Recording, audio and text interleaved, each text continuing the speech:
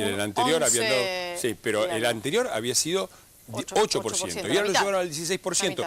Qué casualidad cuando la oposición está firme en defender lo que es evidente. Hay una emergencia con los jubilados, son uno de los sectores más vulnerables de nuestro país. Es un problema que afecta no solamente a la clase pasiva, afecta a todos, porque todos tenemos un padre jubilado, un abuelo jubilado, todos tenemos... Entonces, esto... Todos vamos a ser jubilados algún día. Todos seremos jubilados algún día. Y acá sucedió lo que lamentablemente nosotros veníamos diciendo cuando se votó el tema de la estatización de las AFJP.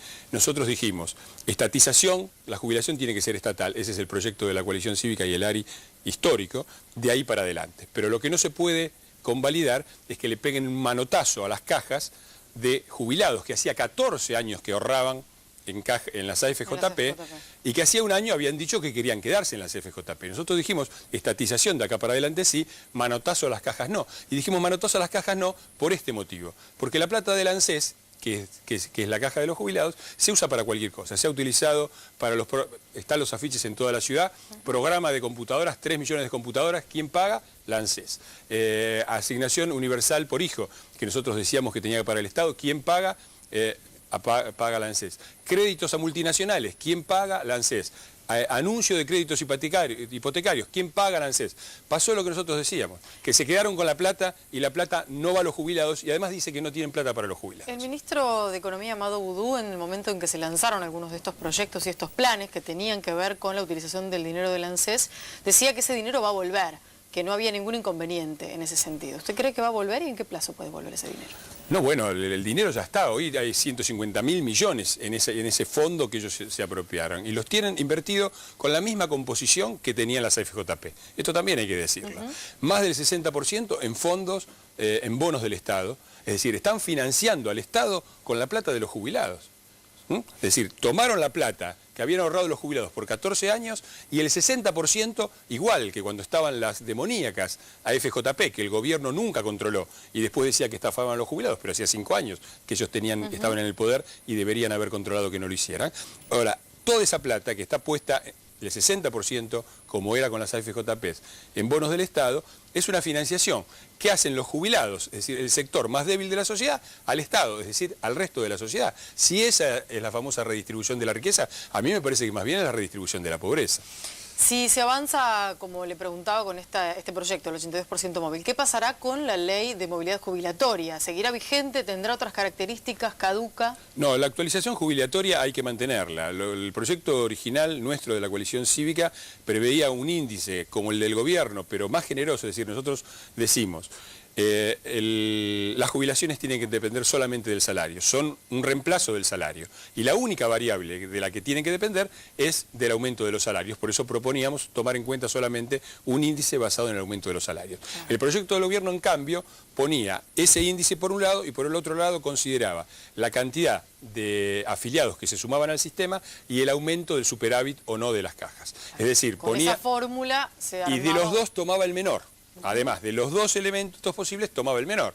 De manera de asegurarse que en un momento de crisis, donde el aumento del superávit fuera menor, el que pagara la cuenta fuera el jubilado. Nosotros decimos que eso es una deuda pendiente y que el tema de la actualización también lo vamos a corregir, porque los jubilados son un sector débil, son un sector que están en una situación de fragilidad general, desde el punto de vista sanitario, desde el punto de vista social, y por lo tanto no pueden ser nunca la variable de ajuste como las utiliza este gobierno, que por un lado dice que va todo muy bien en el país, pero plata para los jubilados no hay. ¿Cuándo se podría tratar en el recinto este tema? Bueno, va a depender mucho de la actitud que tenga el oficialismo. La oposición es mayoría, pero es una mayoría frágil. Esto es una cosa que hay que decirle a la gente, porque la gente se quedó con el 70% de la gente que votó en contra del kirchnerismo el año pasado y dice, bueno, debe haber el 70% en las cámaras. No es así. No es así, no. Las cámaras se componen con una mezcla de 2 elecciones en diputados y de 3 elecciones en senadores, porque se renuevan por mitades o por tercios. Entonces nosotros tenemos una mayoría, pero una mayoría que apenas supera el 50%, y además una mayoría que tiene ciertas debilidades en el sentido de que desde el PRO hasta el Partido Socialista hay un amplio... Muchas diferencias, hay, ¿no? hay un amplio pero lo venimos haciendo yo creo que bastante bien, considerando eso, que son muchos los grupos y que son diferentes las visiones. Me parece que en las cuestiones principales hemos logrado ponernos de acuerdo y nos vamos a poner de acuerdo en esto, porque en lo que no hay ninguna duda en ningún sector de la oposición, desde un punto hasta el otro del espectro político, es que los jubilados merecen esto, es una emergencia social y es responsabilidad de todos nosotros responder a ella. Antes de despedirlo, no quiero dejar de preguntarle acerca del tema de retenciones, el tema agropecuario, que también está, digamos, es inminente. El 24 de agosto caen las facultades delegadas y habrá que ver qué va a pasar con las retenciones que forman parte de estas facultades delegadas. Sí, nosotros desde luego estamos, este ha sido el proyecto con el que nosotros nos hemos presentado a las elecciones. Hemos dicho 25% en la soja, 0% para todo lo demás. Para evitar la sojización, 25% a la soja. Y decimos que, desde luego que el sector agropecuario tiene que pagar impuestos, pero decimos también otras cosas. Decimos que un país en serio cobra impuesto a las ganancias y no impuestos brutos, porque el impuesto a las ganancias grava, si el gobierno estuviera, como dice, preocupado por los pequeños productores, les cobraría impuestos a través de ganancias, porque el gran productor que obtiene grandes ganancias paga más impuestos que el pequeño que tiene una rentabilidad menor. En cambio, con las retenciones pagan todos igual. Entonces, si realmente estuvieran preocupados, utilizarían el método de ganancias. Y las retenciones, está claro que el sector agropecuario ha hecho una enorme contribución al país. No existe ningún sector agropecuario en ningún lugar del mundo que pague retenciones y sobre todo del volumen de las retenciones que paga el sector agropecuario argentino. Y lo que hay que hacer es quitarle las exenciones a muchísimas actividades que gozan de enormes exenciones fiscales.